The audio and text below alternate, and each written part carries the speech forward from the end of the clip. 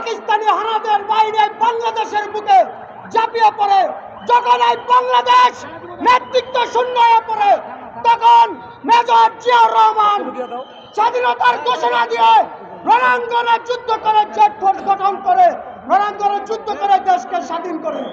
আপনারা জানেন 7ই নভেম্বর সিপাহী জনতার প্রিয় ভাইয়েরা, আমি অল্প কথা বলি, আমার বক্তব্য শেষ করব। আপনারা জানেন কে মাজারুল ইসলাম জোসেফ ভাই একজন হেমিলনের ফেরিওয়ালা, যার বাঁশির সুরে এই ডিএটি চত্বরে আনাচে কোনাচে লোকালেকাল ভরে গেছে, লোকের অরঙ্গে ভরে গেছে। আপনারা জানেন কিছু মানুষ জোসেফ ভাইয়ের নেতৃত্ব দেখে এবং তার জনপ্রিয়তা দেখে ঈর্ষান্বিত হয়ে বিভিন্ন কথা বলে।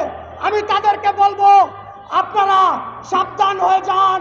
জোসেফ ভাইয়ের সম্বন্ধে যদি কেউ কোনো উল্টাপাল্টা চিন্তা ভাবনা করেন, এই শহরে দাঁড়ানোর সুযোগ দিব না ইনশাআল্লাহ। এই বলে আমি আমার বক্তব্য শেষ করলাম।